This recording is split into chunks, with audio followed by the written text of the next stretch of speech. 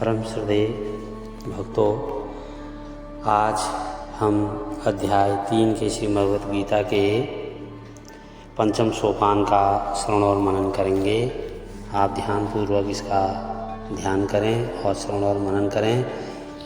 इसमें श्री कृष्ण भगवान अर्जुन से कह रहे हैं, श्रेयान् स्वधर्मो विगुणः परधर्मात् सुनिधिष्ठितात् स्वधर्मे निधनं श्रेयः परधर्मो भयावह। हे अर्जुन, अच्छी प्रकार आचरण में लाए हुए दूसरे के धर्म से गुण रहित भी अपना धर्म अति उत्तम है। अगर दूसरे का धर्म श्री कृष्ण भगवान कह रहे हैं, उसकी कार्यकलाप कितने ही अच्छी हो, लेकिन अपना धर्म ही सबसे उत्तम होता है। अपने धर्म में तो मरना भी कल्याणकारक है और दूसरे का धर्म भय को देने वाला है। जिस प्रकार कि हम दूसरे के काम को देखते रहते हैं या उसके काम को पसंद करते हैं, उसके कर्तव्य कर्म को पसंद करते हैं या उसके घर गृहस्थी के कार्य को पसंद करते हैं और अपने स्वधर्म को अर्थात जो हम स्वयं कर रहे हैं उसको हम पसंद नहीं करते हैं। इस समय कलयुग के अर्थ में इस प्रकार का इस अर्थ हम लेंगे तो वह सही नहीं है। तो कह रहे हैं कि जो आप काम कर रहे हैं, जिस कर्म में आप लगे हुए हैं, जो आपका धर्म है, जो कर्तव्य कर्म आप कर रहे हैं, उसको आप निष्ठापूर्वक श्रद्धावान करो, वह सबसे उत्तम होता है। अर्थात अच्छी प्रकार से आचरण में लाए हुए किसी का अगर कार्य बहुत अच्छी तरह वह कर रहा है, बहुत अच्छी तरह से उसको अपने आचरण में लाया हुआ है, तो दूसरे के धर्म से तब भी उसका धर्म सही नहीं है। कह रहे हैं गुण रहित होते हुए भी अपना धर्म ही अति उत्तम है। अपने धर्म में तो मरना भी कल्याणकारक है और दूसरे का धर्म भाई को देने वाला है। इसलिए अपने ही कर्तव्य कर्म में ध्यान देना चाहिए और उसको उन्नति की ओर ले जाना चाहिए। तब अर्जुन कहते हैं, अर्जुन उवाच अतकेन प्रयुक्तोऽयं पापं चरति पुरुषः अनिच्छन्नपि वाष्णेय बलादिव नियोजितः। अर्जुन बोले, हे कृष्ण, तो फिर यह मनुष्य यदि अपना ही कर्तव्य कर्म अच्छा है, अपना ही धर्म अच्छा है, तो फिर यह मनुष्य स्वयं न चाहता हुआ भी बलात् लगाए हुए की भांति किससे प्रेरित होकर पाप का आचरण करता है। फिर बार बार मन पाप की ओर बढ़ता है। श्री भगवान वाच कामेश क्रोधेश रजो गुण समुद्भव महासनो महापापमा विद्येन मिह वैरिणम। श्री भगवान श्री कृष्ण बोलते हैं, रजोगुण से उत्पन्न हुआ यह काम ही क्रोध है।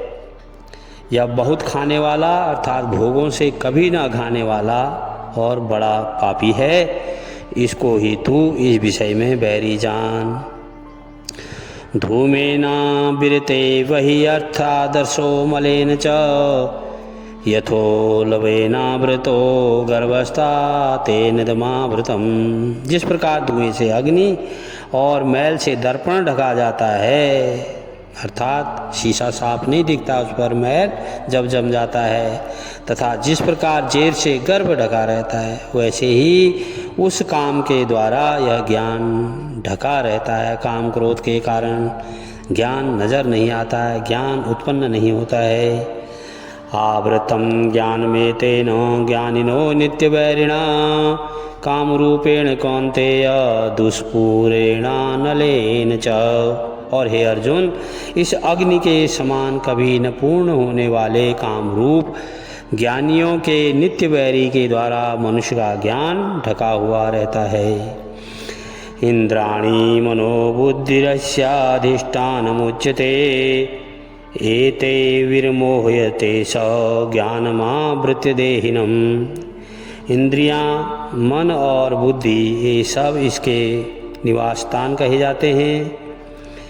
यह काम इन मन, बुद्धि और इंद्रियों के द्वारा ही ज्ञान को आच्छादित करके जीवात्मा को मोहित करता है।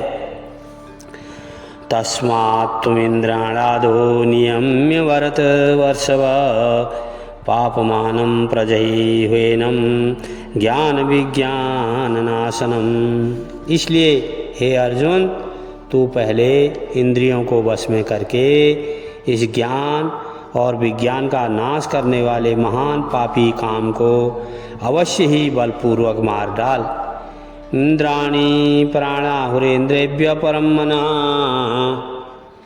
मनस्तस्तु परा बुद्ध्यो बुद्धे परतस्तु स। इंद्रियों को स्थूल शरीर से पर यानी श्रेष्ठ, बलवान और सूक्ष्म कहते हैं। इन इंद्रियों से पर मन है, मन से भी पर बुद्धि है, और जो बुद्धि से भी अत्यंत पर है वह आत्मा है।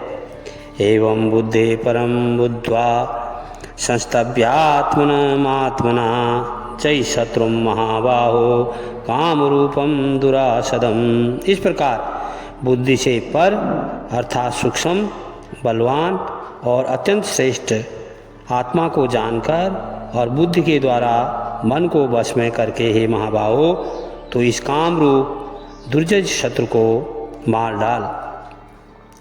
ओम तत्सदिति श्रीमद्भगवद्गीता उपनिषत्सु ब्रह्म विद्यायां योग शास्त्रे श्री कृष्णार्जुन संवादे कर्म योग नाम तृतीयोऽध्यायः समापनम।